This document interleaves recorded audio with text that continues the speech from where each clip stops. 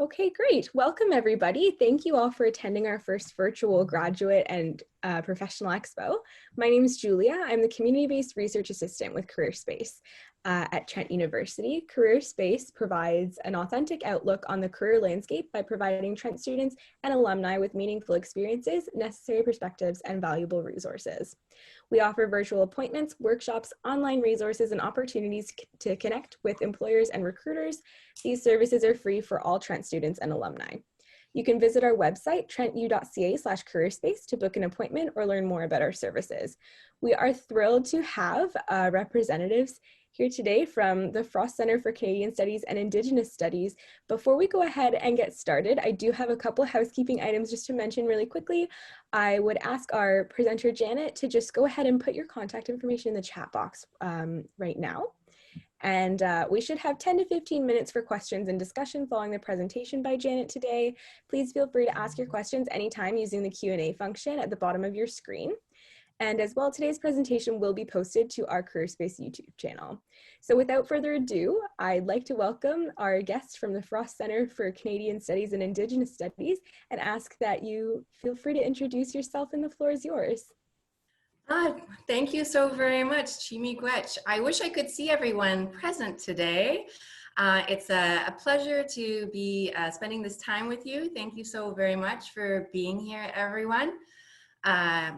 Janet Miran Nadishikas. My name is Janet Miran, and I'm the director of the Frost Center for Canadian Studies and Indigenous Studies. And I'm speaking to you from Nagojawon, Peterborough, in the traditional territory of the Michi Sagig Anishinaabe. So greetings to you all. I'm going to begin by showing you a little video that I made a few months ago in the midst of COVID, trying to feel better about the move to technology. So this is a little greeting that I share with students, and it's on our webpage. So I'm going to share it with you today just to give you a little bit of an insight into our program, the Frost Center at Trent University. So please bear with me. I'm not the best with technology. I'm going to share my screen, and hopefully it'll go smoothly. Is it okay?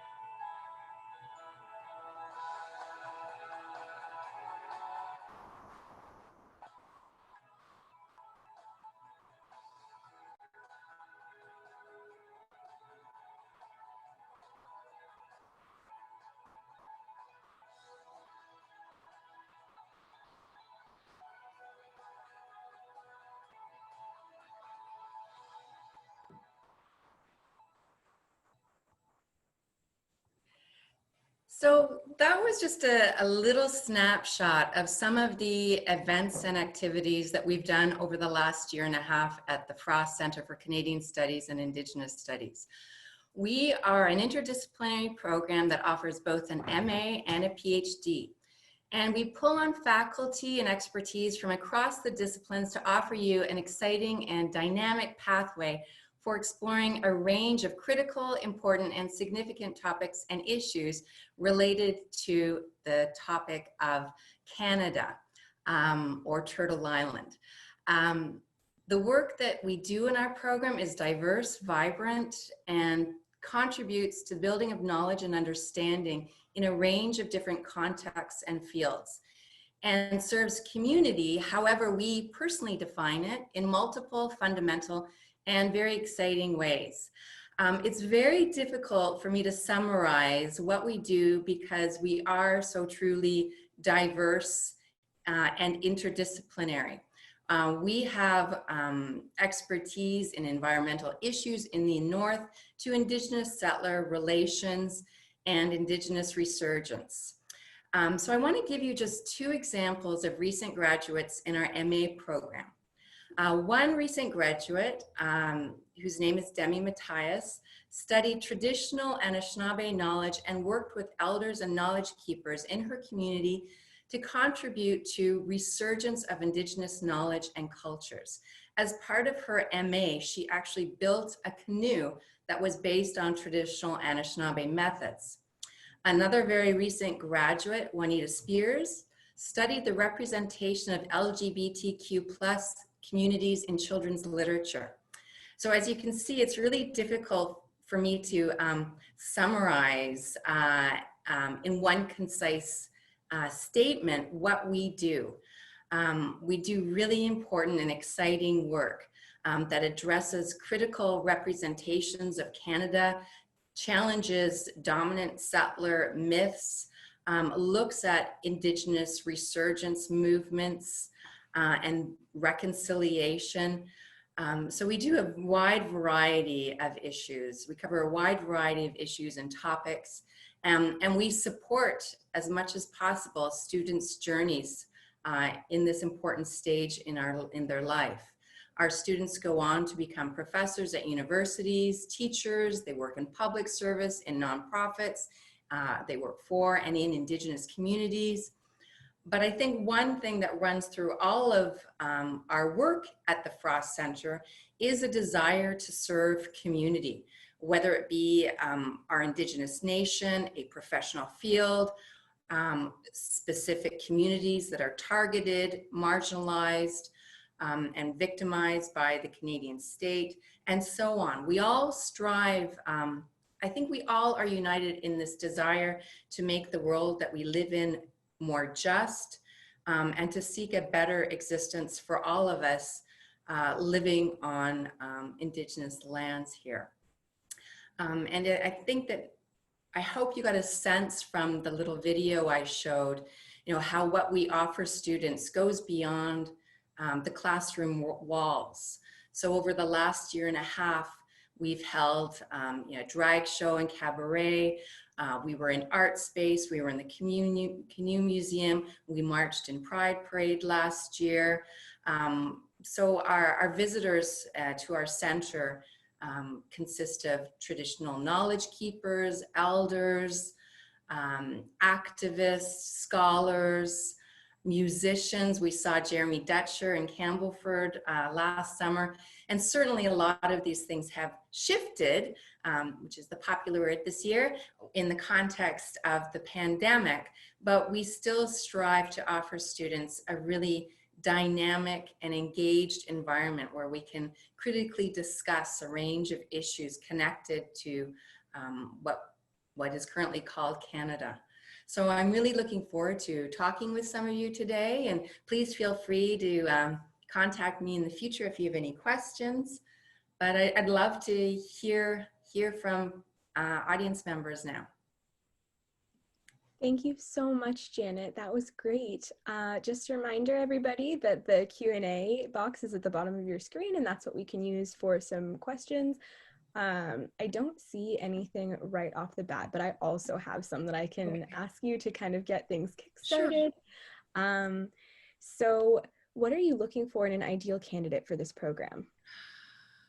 I don't know if I can summarize what the ideal candidate is, because our applicants and our students are constantly pushing boundaries and surprising me with what they envision to be their research program.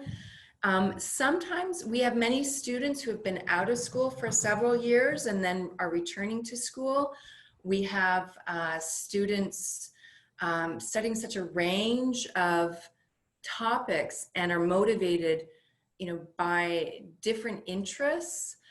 So I don't know if I have an ideal candidate, but what we love to see is someone who is driven by passion, who is working not only from the mind, but the heart, who's really committed to, you know, exploring critical issues, who's challenging conventional ways of working, whether it be like building a canoe, for example, or conventional ways of thinking. such as challenging stereotypes in the media. Our students are so diverse and constantly surprise and amaze me with what they are seeking to accomplish and their backgrounds. So it truly is, it's been such an honor to be director of this program because I learned so much from students.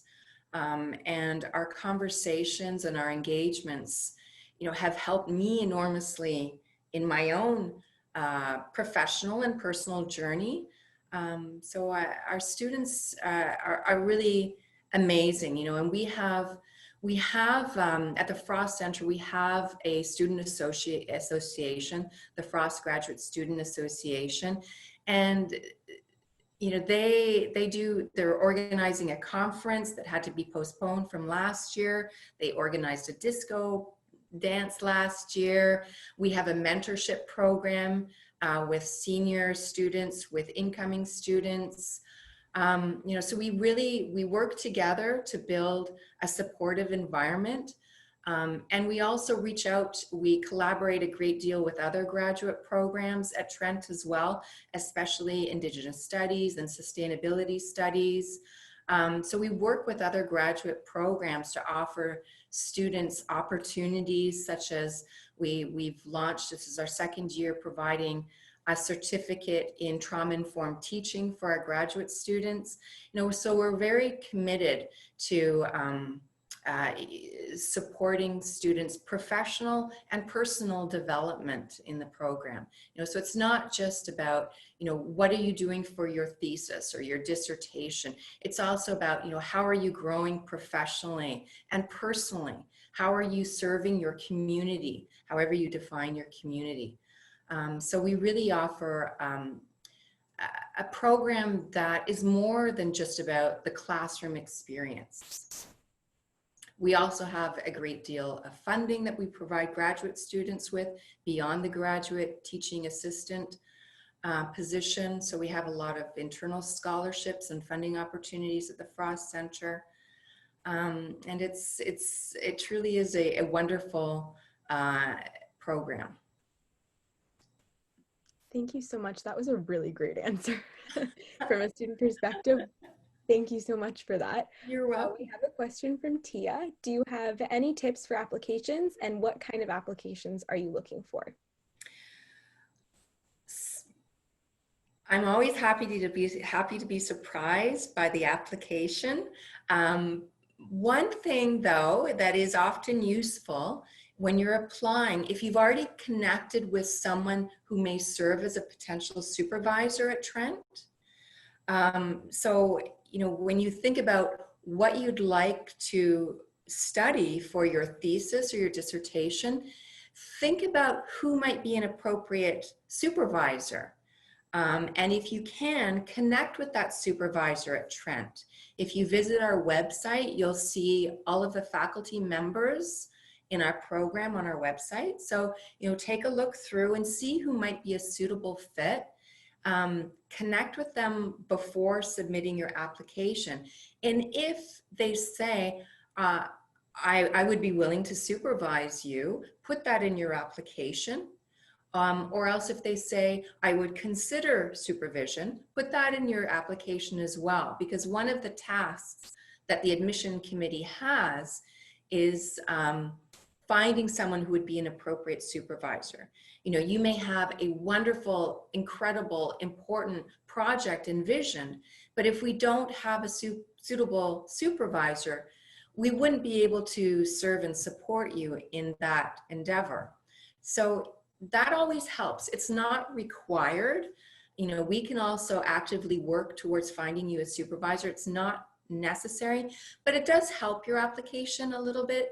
And certainly one thing that's very different for people doing their graduate work today, that's very different from when I did my graduate work, I'm gonna have to count, like 25 years ago, we're much more aware of our own positionality in our work.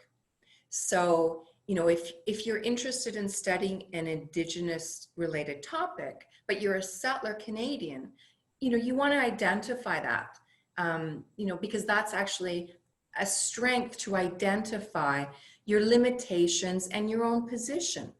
And one thing when I was in graduate school, there was this emphasis on supposed objectivity, and separating yourself from your topic, which is really a farce. We can't do that. There's no such thing as, separating yourself. Our positionality, our background, if we're looking at LGBTQ plus communities and we're a member of the LGBTQ plus community, that's a strength that we bring to our work, right? So we want to acknowledge our positionality and how that informs, strengthens, or limits our project. So, when I was a graduate student, we could never say I, you were to avoid using the first person. But now, you can say, I'm from this Indigenous community, and I'll be looking at this topic related to this community. And, you want to bring yourself into your project as well. So maybe there's different views about that. I'm sure there are, but in my personal view, I think, recognizing your positionality and, working from your own experience is such an asset to your project. So again, some people may feel differently about that, but in my view, it's wonderful if you can bring that to your work. Thank you. I don't see anything else in the chat box. If anyone has any other questions, there is still about 10 minutes, give or take a few minutes, less than that. But so we definitely still have time for a couple more. I have one that is on kind of our list of stuff that I think might be actually really helpful. How closely do students work with faculty, and is it common for students and faculty to publish together? That's an interesting question. Our faculty works very closely with the students. For the MA, students are producing, in addition to doing coursework in classes that range from 4 to 10 students generally, in addition to coursework, they're producing either at the MA level a thesis or a major research paper, and they are working very closely with their supervisor and their supervisory committee on that component of the degree. For the PhD, students are doing coursework, they're doing comprehensive exams, they're doing a dissertation proposal defense, and they're doing their dissertation. So they're working very closely. And our with faculty, and our PhD program is joint with Carleton, so we're working with faculty in Carleton as well very closely. Generally, we don't have a lot of publications with students and faculty, but our students certainly do publish very actively on their own. So while co-authoring is less common in the humanities, we are humanities and social sciences, but we don't see a lot of co-publications. It certainly does take place, but it's less common. But certainly our faculty are very supportive of efforts to publishing. We often run workshops on how to publish. Many students turn their thesis or their dissertation into either an article or a book. So our students are very active in publishing. One of our PhD students, Derek Newman Steele, is an award-winning author who has an extensive list of publications.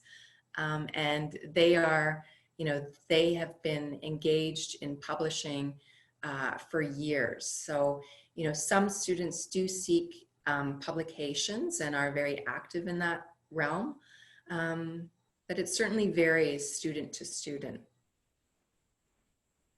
Many of our students, we have a remarkably high success rate of PhD candidates who successfully land tenure track positions at universities. So we do have a very high success rate in academia. We have students who work in Native Friendship Centers, who go into law school, who go into medicine even, who work for the government or the nonprofit sector. So our students, certainly, we have many artists as well.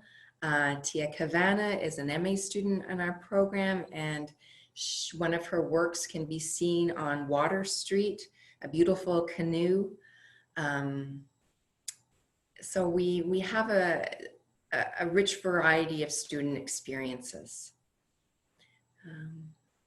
We've had beading circles established with our students as well. So, you know, we really try to find ways to support one another, to learn together in different ways. Thank you. If there's anything else from students, I would really love to hear from people who are attending. Otherwise, we have 2 or 3 more minutes, and I will throw in 1 or 2 more. About what types of financial aid and funding are offered, and what criteria are used for choosing recipients? Yes, well, this is a really wonderful part in our program because of the efforts of alumni, faculty, community members. We have many endowed scholarships at the Frost Center. And fortunately, you do not need to apply for them when you apply to our program. You're automatically considered for our scholarships, for our internal scholarships, which are very lucrative and highly competitive if we look at other universities across Canada. So on top of the GTA position, our students receive scholarships that range from a couple thousand to over 10,000 over the course of their degrees.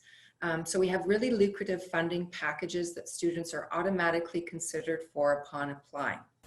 So to assess applications, we look at things like grade point average. We also provide funding during the course of your degree. So if you need to take a trip to an archive, or if you need to, if you want to attend a conference and present a paper, we provide funding for travel. We provide funding for the costs of books if you're doing your comprehensive exams. So we do have extensive financial support available, all of which is identified on our website, and none of which you need to apply for specifically when you're first applying to our program. You're automatically considered for our internal scholarships. That's great. Thank you so much, Janet. You're very welcome. So we're just coming up to a close here. I'll remind everybody now that you can get in touch with Janet at sorry, I'm probably going to say your last name wrong, Miron at trentu.ca. Thank you so much, Janet, and to our students today in attendance for taking the time to learn about these opportunities with Frost. We invite you to attend our Trent-specific graduate and professional School Expo being held November 13th from 9 a.m. to 4:30 p.m. To register, visit trentu.ca/SCP and click on the November 13th hold the date. And with that, thank you so much again, Janet. That was wonderful. Thank you so much for being here, for inviting me. It was a pleasure to talk. And if students have any questions, don't hesitate to contact me. And what I would recommend to you is, follow your heart and do what you feel is in your best interest. If you need to take time off, take time off. If you want to go to grad school, choose the program, choose the discipline, choose the supervisor that is really going to provide you with a rich and engaging experience. And I wish you all the very best and much success. Thank you. Thank you.